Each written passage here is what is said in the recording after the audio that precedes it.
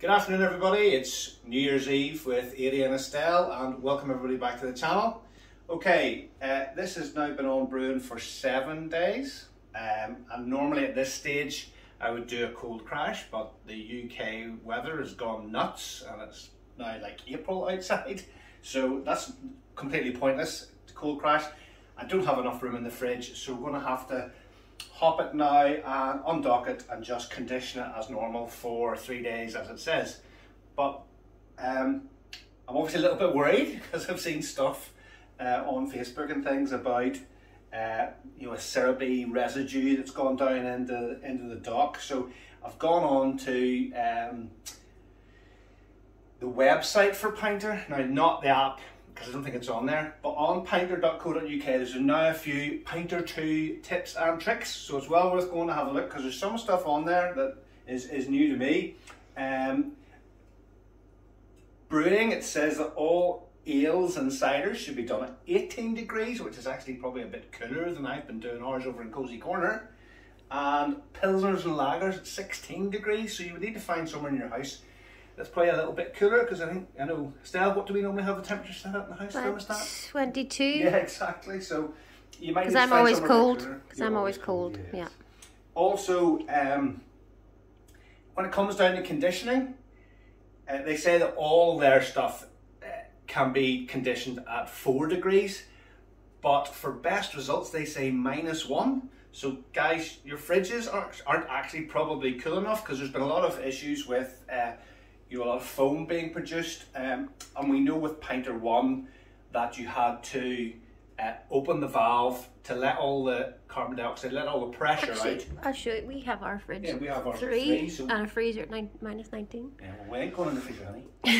So yeah, with Pinter 1 you let the pressure out, because if you ever forgot to, you always got foam. So I think everybody's suffering some issues with there's too much pressure even for the fresh dispense technology, which I'm not too sure actually works or not, what kind of tube do. But so when it comes to the pouring stage, which you'll see in like literally 2 minutes, after it's conditioned, then if you get stuck and it's just foam coming out of it, don't be afraid to let a bit of pressure out of Pinter 2 as a sort of last, because obviously we'd like to keep it fresh, but just in case you can do that. So as it says in the instructions, we're going to unscrew the hopper cap. Now, if any of you guys know what this little springy thing achieves, please feel free in the comments below to let me know, and I will answer back because I have no idea what this is about. Strange little thing. So, according to the instructions, you unscrew the cap, you pop that in, you screw it down, and I think the little sharp thing pops the seal off it. Yeah. Is that it? Must be. So unscrew that again. Wee bit of a puff. Yep, that's been pierced. Yeah, just a tin foil lid left and nice and empty. That's good. So pop this back in. Oh. That's smooth. Ooh. Strong. Whiffy in it. Right, so folks, all you Pinter folk out there know the truth from Adie and Estelle's Icy White. Let's undock. Oh, that was good. Wow. Reassuring pop. That is a big fizz. Oh, that looks good. Ooh, all the yeasties coming out. Well, initially it was nice and clear, which I always like to see, and then a good trub flowing out at the end. Not too sure if that tastes of a whole pile, but anyway, we'll get that in the conditioner. I mean, I don't think there's any issues with what came out of that. Wow. Yeah, that looks good. That's proper chum. Oh, that's good. I should probably bake a loaf with that, but we'll do the beer first and we'll do the beer. So yeah, guys, that was successful. I'm happy with the results there.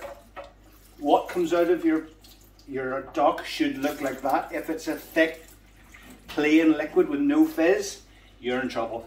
So that means you haven't pre-mixed.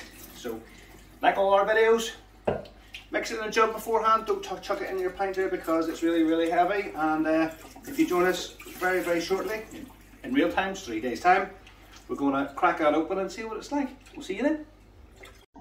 So folks, welcome back. This has now been 3 days conditioning in the fridge at 3 degrees. Cooler than that would have been better, but 3 degrees. We don't want to freeze up all Estelle's groceries in the fridge. Should we do, honey? No. No, we don't want to do that. So, here we are, on to our wonderful tropical debate. Now, let me get this right. So it is shamelessly hoppy and full to the brim with stone fruit and citrus flavours. And allegedly tropical debate is one big, bold, tropical bomb. Okay. Now, some of you will see that this is out of the fridge.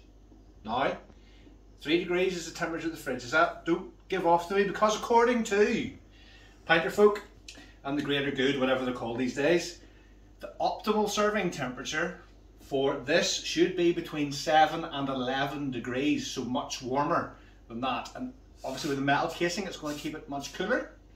This is just out of the fridge. I have been very, very carefully moving it, so it shouldn't cause any excess foam. Now, anybody that's brewed with Pinter 1 before will know that when you tap it, you normally end up throwing about maybe half a pint down the sink, because you get a lot of the bits of dead yeast and stuff in the bottom of the glass, and it's not terribly nice. And then you put it back in the fridge to let it settle again. Whereas we're going straight to pour from here. So if we do get lots of foam, which I've seen rumours that there will be, this could be pretty horrendous. If you do get a bit of foam, look guys, don't worry about it. Just give it a chance. Fuck it in the sink. Now, you might need one of these. Now, this is a skewer, and it's about the right size. Because the little clear nozzle down the bottom sometimes can jam, so I'm just going to give that a wee. May not be necessary, but I'd rather err on the side of caution. So I'm going to give this a go. So, according to the guys that invented this thing, 45 degrees. Now, a lot of you guys have been using the greater good glass to do this. Now, if you look at the bottom of the greater good glass, you'll see that it's etched, i.e. there's little markings down the bottom.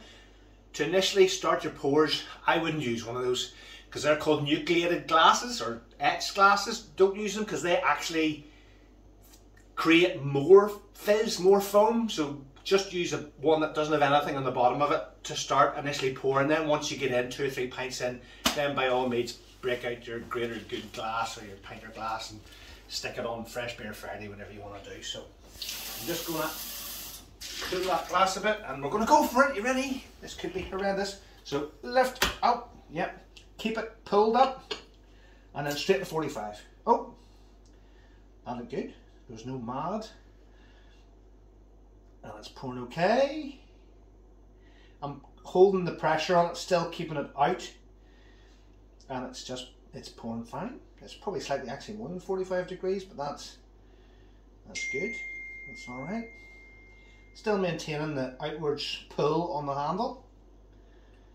And letting that. Now let's have a go. Oh, I need to sit there.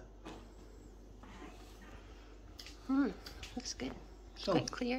It's supposed to be hazy. It's a hazy beer. It says so. But there's no bits in it. That's what I mean. No, it's nice and there's no chunks. So let's see if this is shamelessly hoppy. Doesn't smell shamelessly hoppy. Let's have a go.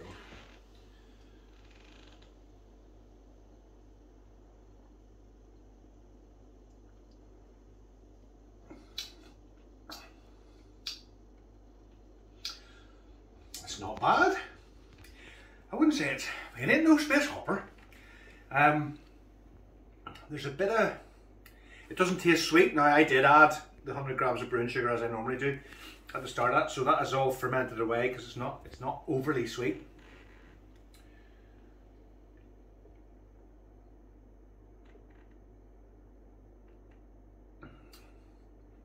It's a nice enough beer. It's fizzy. It's got a bit of a head on it. Estelle, see what you think, honey. Yeah, it's not bad. It's not amazing.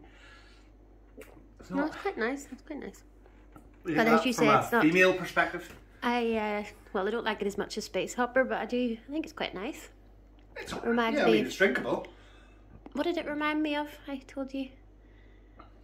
I don't know, honey.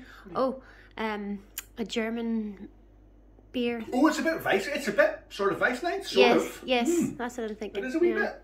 Because it's not. It's that light and it's fizzy and it's hazy and it's a little bit sort of Weissnight, but obviously it's not a wheat beer. But, well, that's what it reminded me of. But I'm not too sure that, you know, the intensity of this New England IPA isn't up for debate. The debate is it as intense and as wonderfully tropical and as they let on? I don't think it is. It's not a tropical bomb, as they put it. It's definitely not. It's alright. Yeah. Would I brew it again? Maybe not. There's definitely nicer stuff probably coming out of Pinter 1. You're going to have to brew it again because you've got one in the fridge. Oh, I so I do, yeah. I ordered 2 of those, yeah. So, yeah, what we'll do is next time, what I might do is, because it's not overly hoppy, with the hop oil, obviously I did it as per their instructions, and I screwed in the hop oil whilst the dock was still intact, or attached. So if that's gone straight down into the dock, that's maybe why. So I might undock it next time and add the hop oil in afterwards. So if that tastes any better, guys, I'll let you know. But in the meantime, next up will be, we have ordered Big Dipper, which is the rival to Space Hopper. Space Hopper, indeed, honey. Thank you for the prompt there, my wonderful coach. So we're going to brew Big Dipper in Pinter 2 as well as Space Hopper in Pinter 1. So guys, if you're having any trouble with your pouring out your handle, it's definitely lift it and go straight to 45, and if it does froth a bit, keep it open, and then obviously toss any pure froth down the sink and keep on going, and it will flow like you saw there. It'll flow okay once you get through it a little bit. But yeah, guys, thanks for watching, and we'll see you in the next video. Bye.